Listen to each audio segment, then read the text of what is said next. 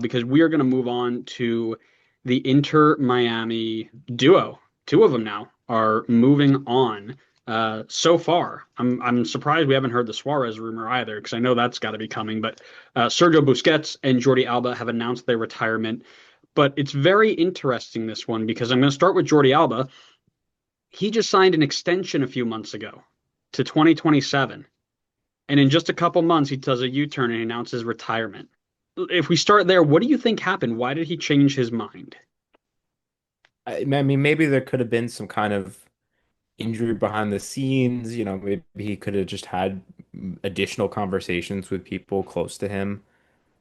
Maybe it could just be getting to a point where it's just hard to be out there week in, week out. Like the guy is playing a lot. It's not like he's playing half the games like when you had made the prediction last year originally of them not being able to play a lot of games together.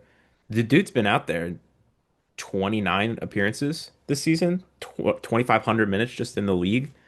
That's a lot for a guy that's 36 up there in age.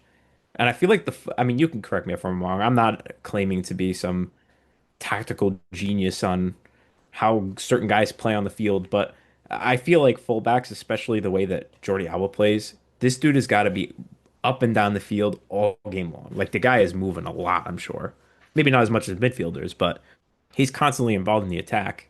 So my guess is that probably has some extra wear and tear on him compared to, a guy like Brad Guzan who's in goal and doesn't have to necessarily do as much cardio running around, or even like a Suarez who, I'm sure they're not having 30, how old is Suarez now? 38-year-old Suarez running around pressing. So, I think there's probably wear and tear. I don't know, like, obviously, I don't know exactly what caused the U-turn, but my guess would just be like, the some extra fatigue or maybe even just some additional conversations. But I bet you there's going to be some conspiracy theories on if people think he got forced out to free up another designated player spot. Oh, you mean like the one I have right here where they saw Sergio Reguilon was a bit available to get, and they're like, he's younger and has the same output. Hey, I know you just signed an extension. How about we give you some under the table money in, 2028 after we, get past all these financial restrictions, and you go ahead and retire now. Because, with Messi and his friends up at the front, you never know what's happening. Is that what you actually believe, or are you just No, like no, reading no, no. off what you've seen? I love I love going down those rabbit holes though. He made it very clear that he wanted to spend more time with his family, which I get, right? Everybody wants to be able to come home. And, Brad Guzan was the same way. He's got four kids and a wife, and he's like, yeah, I love coming home and hanging out with you guys every day. And obviously Jordi Alba's entitled to that same desire, right? He's played how long at the top level? He's won everything he needs to win outside of the most important trophy in world football, which is the MLS Cup. But he could do that this year. He's done everything he needs to do. Maybe he had a conversation with his family and said, you know what, this is the right time.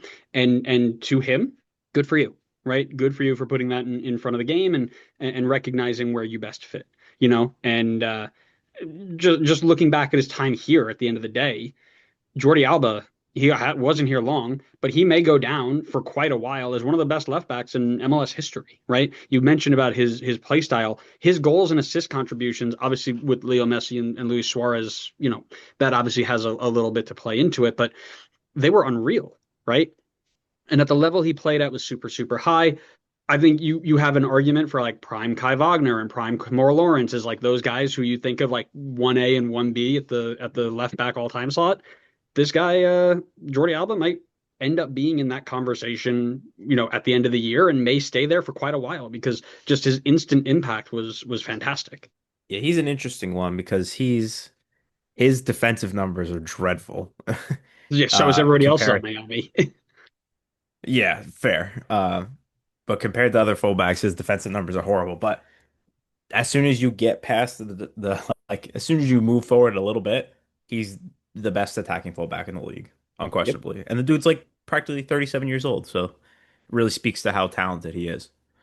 Yeah, yeah, and again, that's the whole point of it, right? Is you've got a group that knows how to play together. They've got the chemistry. They know their system, and it didn't matter how many times they did it, you couldn't stop them, and that's what made him as good as he was. So, you know, he's going to move on, and his buddy Sergio Busquets is going to move on. And this one has a little less controversy, and he just kind of decided to call it a career after a legendary career overseas. And it may seem like he is going to depart MLS without, the MLS Cup, and that's fine, I guess. If you want to be one of those guys who doesn't complete football, that's fine. But if he doesn't get it, I guess you would say that his career is a failure, right? We can mark him as, just a bust and a bum. Yeah. I mean, you Yeah, said it. I Clip mean, it. listen, proof's in the pudding, right? No, let's be real. This guy reinvented the way we see the number six position, and it used to be the enforcer, right? Claude Makelele. It was just I'm going to go in, I'm going to win it off you, and somebody else can do the work. I'm just going to go in and hit people and win the ball. I'm just going to be like a third center back, but higher up the field. And this guy came in and was like, "No, I'm good. But what I will do is be the best ball playing number six you've ever seen, and I'm going to see the game on a different wavelength than anybody else in the world. And all I'm going to have to do is pick passes. Now I'll do the defensive work, but I'm also going to be able to contribute going forward." That reinvented how we see this game today, right? Instead of playing with one number six who just destroys, we can play with two, and one of them's a destroyer, and one of them's a ball winner, and one drops between the sixes and can play out of the back, and all these sorts of things that to me are attributed with the way he plays the game. So, the what he did during his time in Spain was crazy. I don't think Barcelona is what they are without him, right? I think he was a glue that held them together. You had all your talent, but without him in the middle, I don't know if they reached the levels that they did.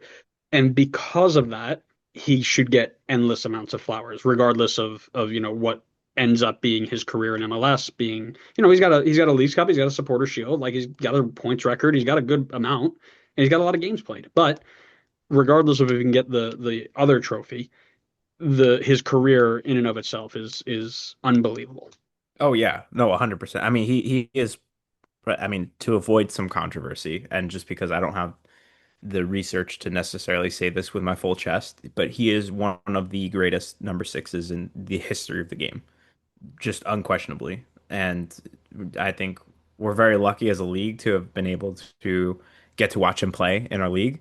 I think he's done a good job being with Inter Miami. I think he's done exactly the same role that he did with Barcelona. Like you look back on it, and you're like, wow, this guy was so impactful and important. But I think when you talk about the current spotlights of the team, he's not the first guy that you go to normally. You know, even in Barcelona, even in the midfield in Barcelona, right? Like people, they go Xavi, they go Iniesta, then you go Busquets.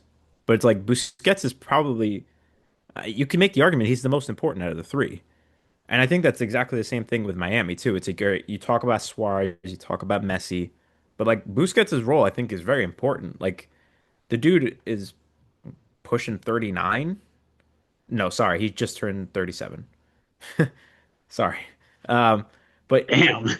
he is his numbers are very good at what he is supposed to do for them in that role. Like you know what he's bringing to the table, and he did it super well.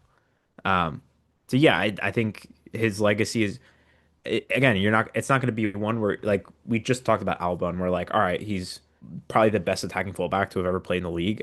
I don't know if we're going to sit and be like Busquets. Like we'd have to like look into it more because I just don't think the spotlight is as clearly on Busquets in terms of being like Busquets is one of the best sixes we've ever seen play in our league. But I think his Uh, impact it really is important.